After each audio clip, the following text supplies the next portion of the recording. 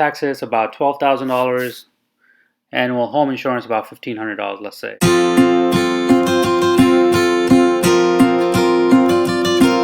Welcome back, guys. Thank you for subscribing to the channel. My name is Ali and I make videos about consulting, career development, self-development, and other DIY stuff. What's the point of this video today, you may ask?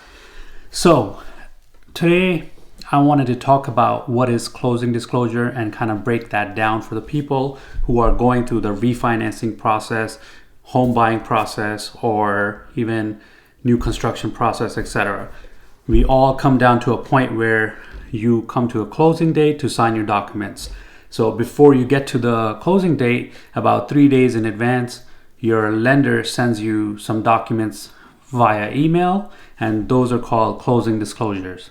So closing disclosures are a bird's eye view of what your closing document's gonna have inside. So your closing disclosure is gonna have things like loan details, loan amount, escrow payments, what's included within escrow payments, your taxes, your home insurance, your HOA fees, if any, if you do want to include that in your escrow, your lender credits, your lender fees, your recording fees, and all of that good stuff, right? So there's a lot of questions around it, and the reason for me making this video is because I myself went through this in the past, and I searched everywhere and I was not able to find a good video to kind of walk me down that aisle kind of thing and explain me what everything is all about. So I feel like it was my due diligence that I had to make a video and kind of upload that to YouTube so you guys could watch it and maybe it'll help some of you guys. But before we waste any further time, let's get into it.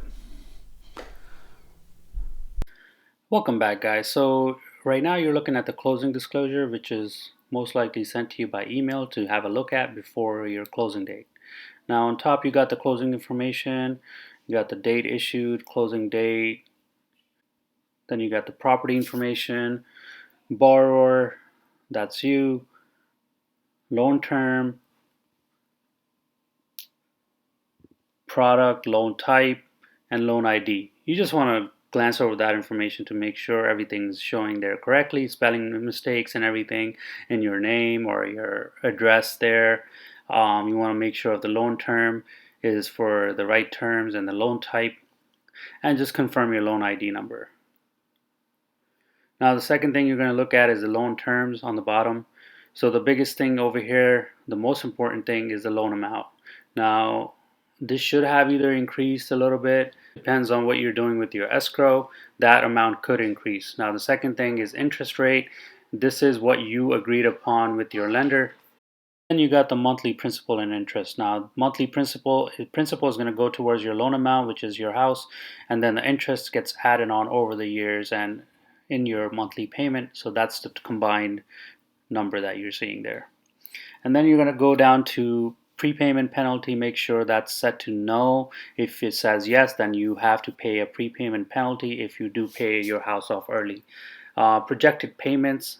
So now that's your breakdown of your payment calculation, principal and interest, mortgage insurance, estimated escrow, and I'll show you how to calculate your escrow to make sure that's correct. So let's try to understand escrow. Now you got taxes and home insurance that go under escrow. So your annual taxes about $12,000, annual home insurance about $1,500, let's say. So there's about 12 months in a year. So 12,000 plus 1,500, which is your taxes and home insurance for the year. Divide that by number of months, which is 12, and then you get 13,500. You divide that by 12 and you get 1125. So 1125 is going to be your monthly payment for your escrow. Now let's not forget the principal and interest payment. That's going to be added on top of the escrow.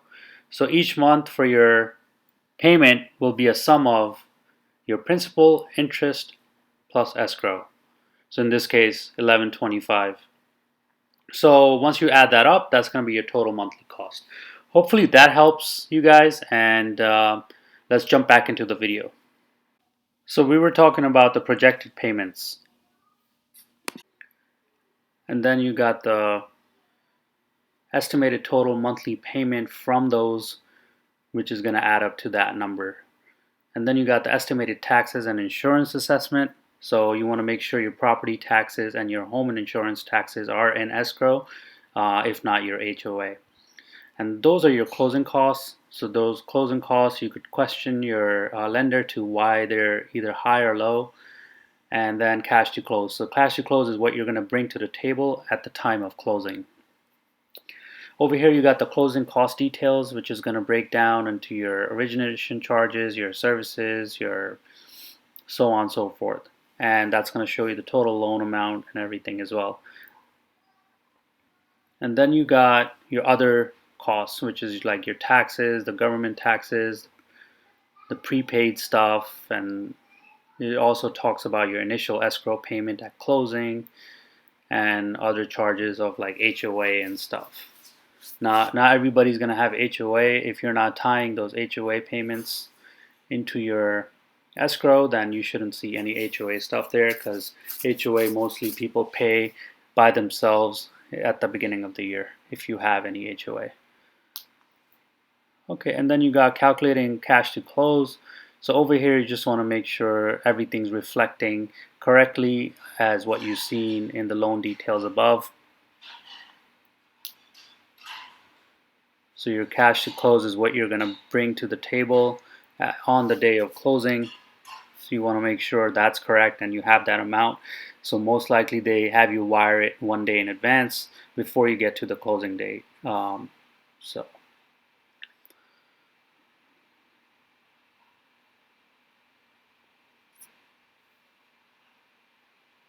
And then you got the summaries of transaction. Pretty much some of this stuff repeats from top. You just want to make sure all that information is correct.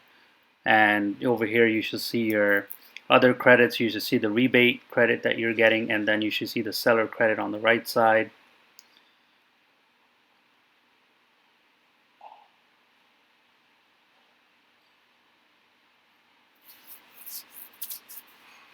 And over here you want to make sure of these assumptions and demand features, late payments. Now these are some of the things that, if you don't follow, you may have some consequences. So you want to make sure this is selected upon agreed with your lender, whatever you guys have discussed, like late payments. If you don't pay on time, what are the implications of that, and so on and so forth. Partial payments they don't accept, etc. So that was the breakdown of the closing disclosure, guys. If you have any questions, loan terms is by far the most important one here, that you want to make sure those loan amount, interest rate, and monthly principal and interest is correct. And other than that, I think the rest should be pretty self-explanatory. But if you do have any questions, please drop in the comments below. Thank you, and see you guys next time.